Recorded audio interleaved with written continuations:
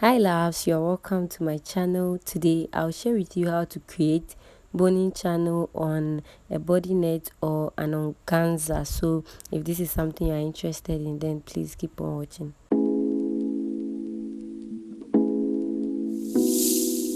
I'll start by placing the patterns on the organza. I'm using organza. You can also use a body net, and I'll place the patterns on it and cut out. Now I want to say something here. The way I folded this organza is wrong. It's totally wrong. Okay, so what you're supposed to do is start folding from the selvage. That's the self knitting part. The way I folded first, fold it just like that, but starting from the selvage where I just start cutting. Okay, this way you have the vertical part of your material strong and without any elasticity. This allows your boning channel to stay straight as well as strong after inserting your bone. I'll pin all the parts together, and with 1/2 inch I'll stitch all round. I'll repeat the same thing on the other side of the front. While joining, I place a small piece of paper beneath the organza before I stitched. Okay, this will help you to stitch without any struggle. So I'll go ahead and peel the paper off. Start peeling from one side, then you peel the other one as well, just to prevent losing your stitches. Okay, so the next thing now is to trim off the excess.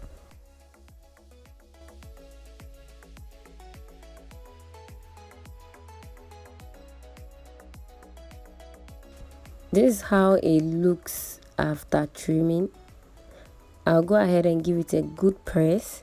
Please, if you don't have any cover for your iron, place a piece of fabric on the organza or net before you press. And also, if you are working with body net, please do well to double the net. For instance, I have only one organza. In your case, if you are using net, you have them 2 each. Join 2 of each side to make one piece. Here I have my strap. I cut them on bias or diagonally.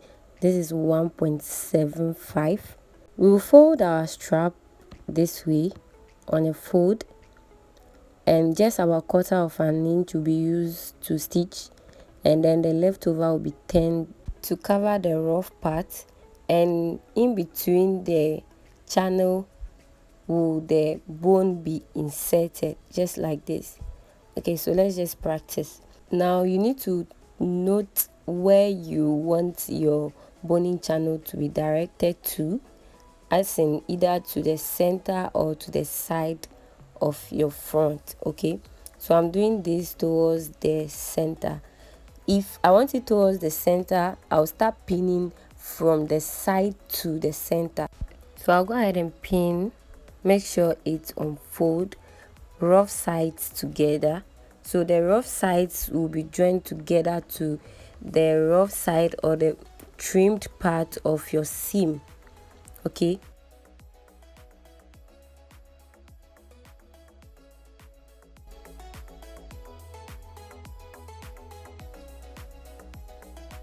so I'll go ahead and stitch with the same seam allowance as the trimmed one. It's just about 1/4 inch. Don't do more than that.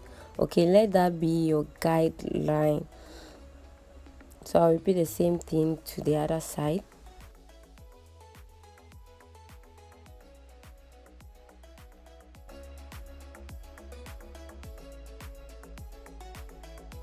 Here we go. I've stitched with a 1/4 inch.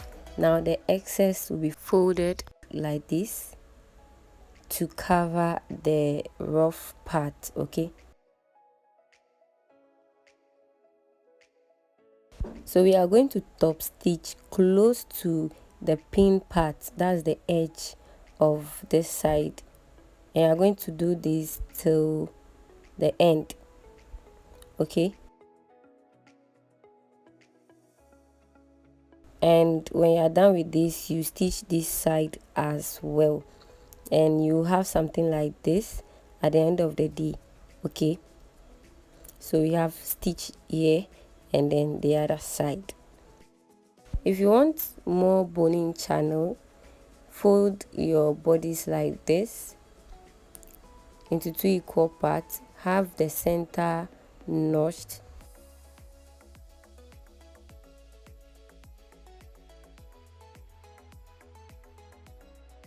This way you'll be able to indicate another boning channel at the center, and if you want more at the side, fold the bodice back into 2. Because this is transparent, we are just going to fold it into 2 this way, and then you locate where your boning channel to be and you mark. It is going to transfer to the other side. So we have this, so you have more boning channels. If you want more, you do more. For this side, including the center, just follow your line and then stitch just like we did first, and then after stitching you fold on it and stitch again. Okay,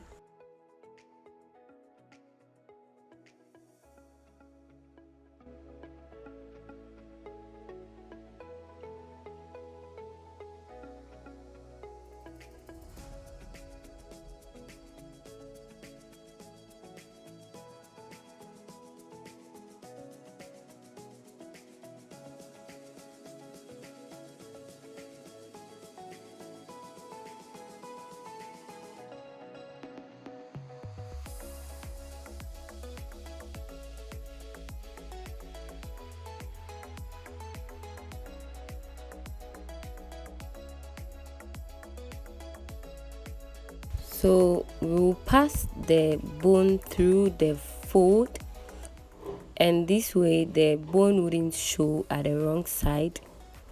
It is going to be in between the fold.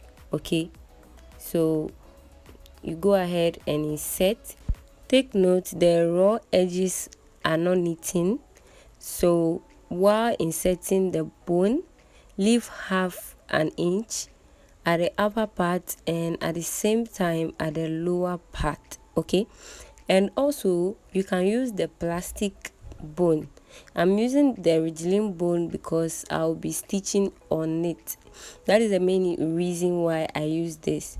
And one other thing is, if you are using the plastic bone or any other bone, the size of the bone or the width of the bone depends on the width of the channel you create, if that makes sense. Otherwise there will be too much space if the bone is small, like just like quarter of an inch. I hope I'm not talking much and it's making sense. Okay, so I've cut another strap about 1.5, and I'm going to fold it the same way. Here I'm knitting in the upper part, so I'm going to fold it rough sides together. This starts from the wrong side and will be folded towards the right side. You can do the other way around, it depends on you. Okay,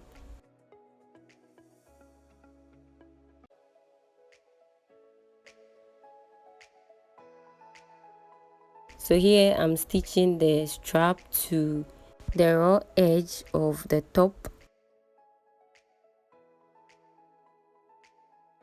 I'll trim off any excess. I'll also snip or notch, as some may say it, under stitch. Then afterwards fold it to the right side and top stitch. Okay, make sure you under stitch before you top stitch.